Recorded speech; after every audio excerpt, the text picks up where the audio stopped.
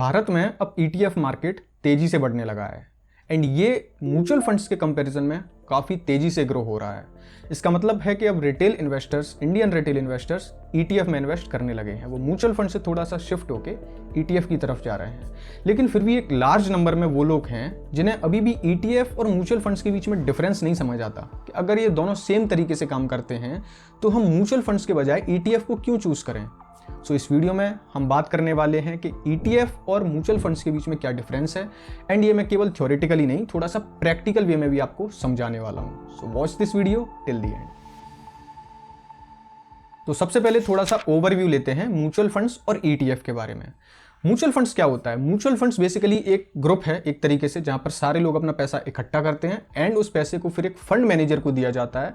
वो fund manager अपनी education के हिसाब से, अपनी क्वालिफिकेशन के हिसाब से रिसर्च करता है एंड उसके बाद उस पैसे को कंपनीज में इन्वेस्ट करता है। एंड इस वजह से म्यूचुअल फंड्स काफ़ी टाइप के होते हैं, equity mutual fund, debt mutual fund and hybrid mutual funds. लेकिन इनमें भी काफ़ी सारी कैटेगरीज होती हैं। फॉर एग्जाम्पल इक्विटी में अगर देखा जाए तो आपका small cap, large cap, mid cap, multi cap, flexi cap, काफ़ी सारे टाइप के म्यूचुअल फंड्स होते हैं। अब ये डिपेंड करता है कि आपने किस म्यूचुअल फंड में इन्वेस्ट किया है। फॉर एग्जांपल अगर आपने फ्लेक्सी कैप में इन्वेस्ट किया तो वहाँ पर आप जो उसका फंड का जो मैनेजर है उसको आप पूरा एक तरीके से उसको परमिशन देते हो कि उसकी मर्जी होगी, उसे जिस सेक्टर में अपॉर्चुनिटी महसूस होगी उस सेक्टर में आपका पैसा इन्वेस्ट करेगा, उन कंपनीज में आपका पैसा इन्वेस्ट करेगा। तो म्यूचुअल फंड्स काफ़ी टाइप के बनाए जा सकते हैं एंड म्यूचुअल फंड्स अगर ब्रॉडली देखोगे आप तो दो टाइप के होते हैं, एक एक्टिव म्यूचुअल फंड्स एंड एक passive mutual funds. Active mutual funds क्या होते हैं? एक्टिव म्यूचुअल फंड्स मीन्स ये है कि वहां पर फंड मैनेजर अपनी रिसर्च करेगा एंड अपने अकॉर्डिंग उसे जहां पर अपॉर्चुनिटी दिखेगी, मतलब जिस भी कंपनी में उसे लगेगा कि इस कंपनी में पैसा लगाने की अपॉर्चुनिटी है तो उस कंपनी में आपका पैसा इन्वेस्ट करेगा। तो बेसिकली इसमें फंड मैनेजर के ऊपर डिपेंड करता है किस सेक्टर में पैसा लगाना है, किस कंपनी में कितना पैसा लगाना है एंड किस कंपनी में से कितना पैसा निकालना है। इसे बोलते हैं एक्टिव म्यूचुअल फंड्स, क्योंकि इसमें फंड मैनेजर एक्टिवली काम कर रहा है। लेकिन वहीं अगर आप पैसिव फंड्स को देखोगे तो पैसिव फंड्स मीन्स कि किसी ना किसी इंडेक्स को कॉपी किया जा रहा है। फॉर एग्जांपल इंडिया का जो इंडेक्स है सबसे बड़ा वो निफ्टी 50 है। तो निफ्टी 50 जो इंडेक्स है उसमें, क्योंकि उसका इंडेक्स का रूल होता है कि कोई भी कंपनी उसमें ऐड की जाएगी, निकाली जाएगी, उसका एक रूल है कि अगर कोई कंपनी अच्छा परफॉर्म नहीं करेगी उसको बाहर निकाल दिया जाएगा, उसकी जगह किसी अच्छी कंपनी को उसमें फिर ऐड कर दिया जाएगा। तो क्योंकि इंडेक्स ऑटोमेटिकली कंपनीज को फिल्टर आउट करता रहता है परफॉर्मेंस के बेस पर, तो अब यहाँ पे इस वजह से फंड मैनेजर अब क्यों सिलेक्शन करेगा पैसिव फंड में? तो पैसिव फंड में इसकी वजह से आपका एक्सपेंस रेशियो कम होता है। तो ब्रॉड लेवल पे अगर देखा जाए तो म्यूचुअल फंड्स दो टाइप के हैं। एक्टिव म्यूचुअल फंड जहाँ पे फंड मैनेजर एक्टिवली रिसर्च करता है एंड अपने बेस पर वो डिसीजन लेता है किस कंपनी में पैसा लगाना है। एंड पैसिव फंड्स क्योंकि ये किसी इंडेक्स को कॉपी कर रहे हैं तो वहाँ पर म्यूचुअल फंड का जो फंड मैनेजर है वो रिसर्च वगैरह नहीं करने वाला है, वो सिर्फ इंडेक्स को कॉपी करेगा। वो देखेगा कि अच्छा ये वाली कंपनी हटा दी गई है, मुझे भी पोर्टफोलियो में से हटानी है, अच्छा ये वाली ऐड की है, मुझे भी ये वाली ऐड करनी है। It's so simple. अब म्यूचुअल फंड में एक और चीज़ काफ़ी मायने रखती है, उसे भी समझ लेते हैं, जिसे बोलते हैं NAV। एंड इसको मैं थ्योरेटिकली नहीं, थोड़ा सा प्रैक्टिकल भी आपको समझाने वाला हूँ। फॉर एग्जाम्पल यहाँ पे मैं जीरोधा का कॉइन यूज़ कर रहा हूँ, आप कोई सा भी यूज़ कर सकते हो। तो फॉर एग्जाम्पल मैं यहाँ पे कोई फंड सर्च करता हूँ, for example Parag Parikh flexi cap, okay. तो यहाँ पर ये आपको लिखा हुआ दिख रहा है करंट NAV, ये 27 जून की बता रहा है एंड ये वीडियो जो मैं शूट कर रहा हूँ वो है 30 जून को। तो जो 27 जून की जो NAV है, अब यहाँ पर एक करंट NAV लिखा है। तो अब यहाँ पर आपको दो ऑप्शन दिए जा रहे हैं, आप बाय करो या SIP करो। SIP सिस्टमेटिक इन्वेस्टमेंट प्लान होता है जिसके थ्रू आप इन्वेस्टिंग कर सकते हो, विच मीन्स हर महीने आपकी एक फिक्स अमाउंट कट के SIP के थ्रू, यानी कि ये जो प्लान है इसके थ्रू इस म्यूचुअल फंड में इन्वेस्ट हो जाएगा। लेकिन अगर आप बाय पे क्लिक करोगे तो यहाँ पर आपको कोई भी अमाउंट डालना है एंड NAV है आपकी 93.166, ओके। लेकिन आपको ये NAV नहीं दी जाएगी, आपको अगले दिन की क्लोजिंग NAV मिलती है। अब ये NAV तो आपको खैर अभी 2 दिन और पहले की बता रहा है, लेकिन म्यूचुअल फंड में ना आपको कभी भी करंट NAV नहीं मिलती है, आपको अगले दिन की क्लोजिंग NAV मिलती है। बेसिकली म्यूचुअल फंड वालों का कहना ये है कि आपने आज पैसा तो भेज दिया लेकिन इसको इन्वेस्ट करने में हमें टाइम लगेगा, तो अब से हम कल तक इन्वेस्ट करेंगे, तो आपको आज की NAV नहीं मिलेगी, आपको कल की क्लोजिंग NAV मिलेगी। NAV काफ़ी लोगों को नहीं पता हो तो NAV means net asset value. ये एक तरीके से जैसे आप कोई स्टॉक खरीदते हो उसकी एक प्राइस होती है, उसी तरीके से NAV एक म्यूचुअल फंड की प्राइस होती है। NAV के बेसिस पर आपको यूनिट्स मिलते हैं, जैसे आप कोई स्टॉक खरीदते हो तो उसकी प्राइस के बेस पर आपको शेयर्स मिलते हैं, वैसे ही यहाँ पर यूनिट मिलते हैं आपको NAV के बेसिस पर। तो अब ये जो इसमें जो NAV आपको दिखा रहा है ये आपको करंट NAV दिखा जरूर रहा है, लेकिन जब आप इसमें इन्वेस्ट करने जाओगे तो आपको इस NAV की बजाय कल की आपको क्लोजिंग NAV मिलेगी। तो बेसिकली इसमें आपको करंट NAV मिलेगी नहीं, क्योंकि इसमें आपको अगले दिन की NAV दी जा रही है। तो यहाँ पर थोड़ा सा NAV का मिसमैच होता है म्यूचुअल फंड्स के अंदर। अब बात समझ लेते हैं ETF की। ETF क्या है? ETF means exchange traded funds, which means एक एक्सचेंज पर कोई फंड ट्रेड हो रहा है। अब वो एक्सचेंज है इंडिया में 2, national stock exchange and Bombay stock exchange.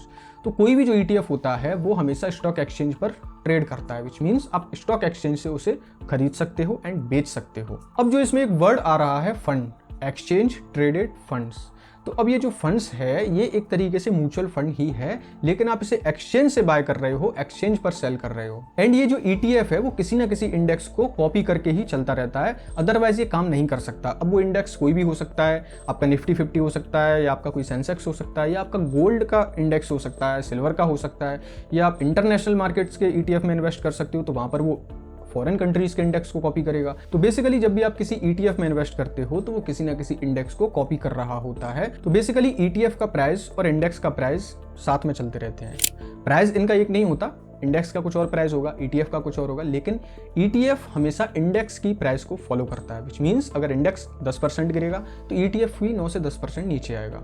तो यहाँ पर ये ETF एक तरीके से इंडेक्स की कॉपी करता है। अब ETF को आप स्टॉक की तरह बाय करते हो, अब मैं वो बताता हूँ कैसे। इसके लिए मैं जीरोधा का काइट यूज़ कर रहा हूँ, आप कोई भी यूज़ कर सकते हो। फॉर एग्जाम्पल एक पॉपुलर ETF है निफ्टी 20।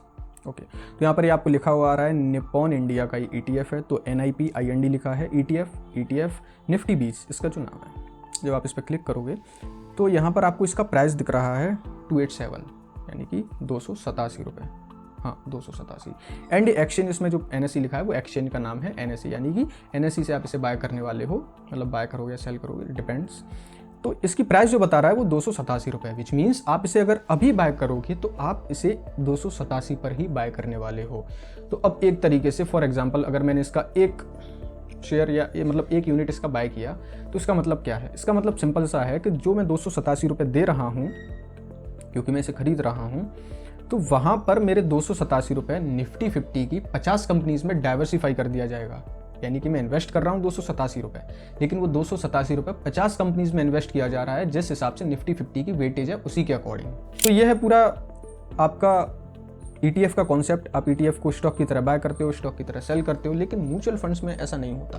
म्यूचुअल फंड्स में काफ़ी थोड़ी सी प्रोसेस भी अलग होती है। एंड म्यूचुअल फंड में जो NAV का जो सिस्टम मैंने आपको बताया कि वो क्लोजिंग NAV मिलती है, तो म्यूचुअल फंड्स को आप करंट प्राइस पर बाय नहीं कर सकते, लेकिन ETF को हमेशा आप करंट प्राइस पर बाय करते हो। अब दोनों के बीच में बारी बारी डिफरेंस समझ लेते हैं। म्यूचुअल फंड्स को आप कभी भी करंट NAV पर नहीं खरीद सकते, उसमें आपको हमेशा क्लोजिंग NAV मिलती है, एंड वो आपके कंट्रोल में नहीं है कि आपको कौन सी NAV दी जाएगी। म्यूचुअल फंड्स में काफ़ी ज़्यादा SIP का यूज़ किया जाता है, क्योंकि अब उसमें आप एक्टिवली तो इन्वेस्ट कर नहीं रहे हो एंड आपके कंट्रोल में NAV भी नहीं है, तो लोग काफ़ी ज़्यादा SIP का यूज़ करते हैं कि एक फिक्स डेट को फिक्स अमाउंट इन्वेस्ट हो जाए, एंड इसमें आपको लमसम इन्वेस्टिंग का भी ऑप्शन मिलता है। अब ETF को समझते हैं। ETF हमेशा करंट प्राइस पर मूव होता है, आप उसकी प्राइस को फ्लक्चुएट होते देख सकते हो, जिस हिसाब से मार्केट फ्लक्चुएट करता है, विच मीन्स जो इंडेक्स जिस हिसाब से मूवमेंट देगा उसी हिसाब से उस ETF का प्राइस भी मूवमेंट देगा।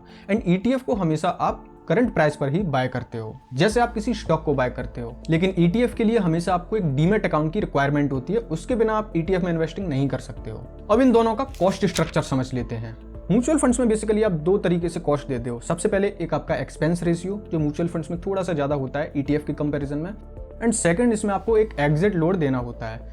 एग्जिट लोड को अगर शॉर्ट में कवर करूं तो एग्जिट लोड मीन्स कि अगर आप अपने इन्वेस्टमेंट को एक फिक्स टाइम पीरियड, अब ये डिपेंड करता है म्यूचुअल फंड्स में कितना है, किसी मतलब ज़्यादातर म्यूचुअल फंड्स में ये 1 साल का होता है, तो अगर आप 1 साल से पहले अपने इन्वेस्टमेंट का 10% से ज़्यादा विड्रॉ करोगे, रिडीम करोगे, तो उस पर आपको एक एग्जिट लोड देना होगा, एंड वो 1 से 2% तक रहता है। तो ये म्यूचुअल फंड्स में आप दो तरीके से कॉस्ट पे करते हो। अब देखते हैं ETF का कॉस्ट स्ट्रक्चर। ETF में भी आप दो तरीके से कॉस्ट पे करते हो। सबसे पहले एक्सपेंस रेशियो, क्योंकि ETF भी मैंने जैसा आपको बताया कि ये भी एक फंड है, लेकिन ये एक्सचेंज पर ट्रेड हो रहा है, तो एक्सपेंस रेशियो तो आपका यहाँ पर भी लगेगा, लेकिन ये म्यूचुअल फंड्स के कंपेरिजन में थोड़ा सा लो होता है। सेकंड, इसमें ब्रोकरेज आपको लगती है। अब क्योंकि आप इसे एक स्टॉक की तरह बाय कर रहे हो, तो क्योंकि इस टाइम पर इक्विटी में सिर्फ जीरोधा ही आपको एक फ्री डिलीवरी दे रहा है, बाकी सारे तो ले ही रहे हैं, तो वहाँ पर आपको ETF में जब आप बाय सेल करते हो तो 20 रुपये बाय करने का लगता है, अभी जितने भी सारे ब्रोकर जो ब्रोकरेज ले रहे हैं, एंड 20 रुपये आपका सेल करने का लगता है।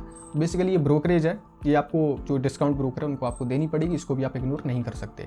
लेकिन इसमें एक चीज़ अच्छी ये है कि आप इसमें कितना भी पैसा इन्वेस्ट करो, ये 20 ही लगेगा। आप 1 लाख के ETF खरीदो, 2 लाख के खरीदो, एक ऑर्डर का 20 रुपये लगता है, एंड उस एक ऑर्डर का सेल करने का भी 20 रुपये लगता है। तो आप कितनी भी क्वांटिटी सेल करो, कितनी भी बाय करो, लेकिन एक ऑर्डर का 20 रुपये है, क्वांटिटी से इसको कोई मतलब नहीं है। तो ये ब्रोकरेज है जो ब्रोकर आपका लेने वाला है, वैसे इसमें फंड्स वगैरह का कोई चार्ज नहीं है। तो यहाँ पर आपको एक्सेल लोड नहीं देना होता। बेसिकली मैं कहने की कोशिश ये कर रहा हूँ कि आप कभी भी पैसा अपना इन्वेस्ट कर सकते हो, कभी भी आप अपना पैसा विड्रॉ कर सकते हो। अब दोनों की इन्वेस्टमेंट स्ट्रेटेजी समझते हैं। म्यूचुअल फंड्स में बेसिकली दो तरीके से आप इन्वेस्ट कर सकते हो, एक तो एक्टिवली एंड एक पैसिवली, क्योंकि वहां पर एक्टिव फंड का ऑप्शन मिलता है एंड पैसिव फंड्स का ऑप्शन मिलता है। म्यूचुअल फंड में आपको एक दूसरा ऑप्शन मिल जाता है कि वहां पर रिसर्च करके, क्योंकि एक्टिव म्यूचुअल फंड में अगर आप इन्वेस्ट करोगे तो वहां पर रिसर्च बेस्ड सिलेक्शन किया जाता है, विच मींस फंड का जो मैनेजर है वो रिसर्च कर रहा है किसी स्टॉक को, उसके बाद बाय कर रहा है अगर आप एक्टिव म्यूचुअल फंड में इन्वेस्ट कर रहे हो तो। एंड उसी तरीके से वो अपने अकॉर्डिंग आपके पूरे पोर्टफोलियो को डाइवर्सिफाई करता है। लेकिन वहीं अगर ETF की बात की जाए तो वहां पर सिर्फ और सिर्फ आपको पैसिव इन्वेस्टमेंट मिलता है, विच मींस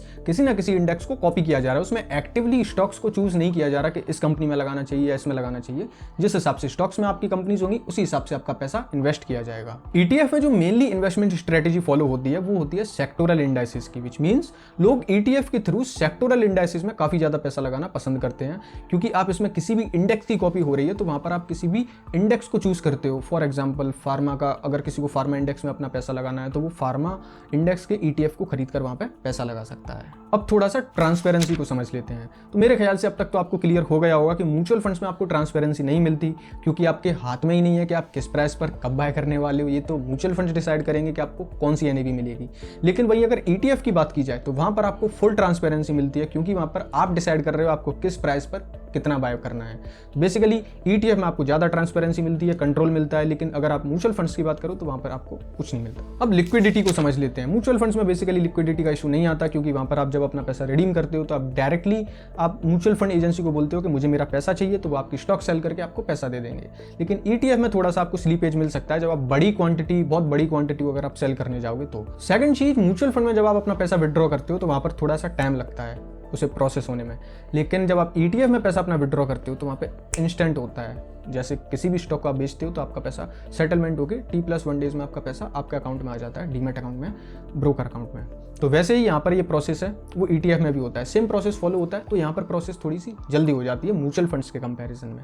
अब बात करते हैं किसको किस में इन्वेस्ट करना चाहिए। तो बेसिकली मेरे अकॉर्डिंग मैं अपना सजेशन दे रहा हूँ, आपको हो सकता है आप इससे डिनाई करो एंड आपका कुछ अलग हो परसेप्शन, लेकिन मैं अपना बता रहा हूँ। मेरे ख्याल से म्यूचुअल फंड्स उन्हीं लोगों के लिए काफ़ी ज़्यादा ज़रूरी हैं जिनको खाना खाने की और पानी पीने की फुर्सत भी नहीं होती। वो इतने ज़्यादा बिजी हैं अपने काम में कि उन्हें फ़र्क नहीं पड़ता कि कौन सी NAV मिल रही है, क्या मिल रही है, बस भाई मेरा पैसा मैनेज करो, दैट्स इट। उनको कोई नॉलेज नहीं है, उनको कोई नॉलेज लेनी भी नहीं है, वो अपने काम में ज़्यादा बिजी रहते हैं। अब ETF किसको चूज़ करना चाहिए? मेरे ख्याल से ETF उनके लिए है जो म्यूचुअल फंड और स्टॉक्स का एक मिक्सचर चाह रहे हैं, विच मीन्स वो ज़्यादा एक्टिव भी नहीं रहना चाहते, लेकिन वो बिल्कुल अपने पैसे को किसी और के भरोसे नहीं छोड़ना चाहते कि तुम मेरे पैसे को मैनेज कर लो। तो ETF यहाँ पर बीच का रास्ता एक तरीके से। इसमें आपको थोड़ा सा मार्केट में एक्टिव भी होना पड़ेगा, क्योंकि आपको नॉलेज तो लेनी पड़ेगी ना कि आप कौन सी ETF में इन्वेस्ट करने जा रहे हो। लेकिन नॉलेज तो आपको म्यूचुअल फंड्स में भी लेनी पड़ेगी, लेकिन ETF में थोड़ा सा आपको ट्रैक करना पड़ सकता है थोड़ा सा ज़्यादा, क्योंकि यहाँ पर आप टोटली एक इंडेक्स पर रिलाय कर रहे हो। तो आपको किस इंडेक्स में पैसा लगाना है, आपको क्या लगता है कौन सा सेक्टर आगे जाके ग्रो करेगा अगर आप किसी सेक्टोरल इंडेक्स में पैसा लगाते हो। तो बेसिकली यहाँ पे थोड़ा सा आपको एक्टिव रहना पड़ेगा। लेकिन SIP का ऑप्शन आपको ETF में भी मिल जाता है इजीली। तो अगर आप केवल इन्वेस्टिंग के लिए देखो तो ऐसा नहीं है कि आपको खुद से खरीदना पड़ेगा, आप SIP ETF में भी कर सकते हो। सो ये था आज का वीडियो जिसमें हमने ETF और म्यूचुअल फंड के बीच में डिफरेंस को समझा कि ये दोनों कैसे काम करते हैं एंड ये दोनों कैसे एक दूसरे से अलग हैं। अगर आपको वीडियो अच्छा लगा तो आप वीडियो को लाइक कर सकते हो, चैनल को सब्सक्राइब कर सकते हो एंड इस वीडियो को दोस्तों के साथ शेयर कर सकते हो। अगर आपको ETF के बारे में और डिटेल में जानना है तो आप मेरा ये वाला वीडियो देख सकते हो जिसमें मैंने काफ़ी डिटेल में ETF को कवर किया है। अब मैं आपसे इजाज़त लेना चाहता हूँ, मैं मिलूंगा आपको अगली वीडियो में। तब तक के लिए अपना ख्याल रखिए।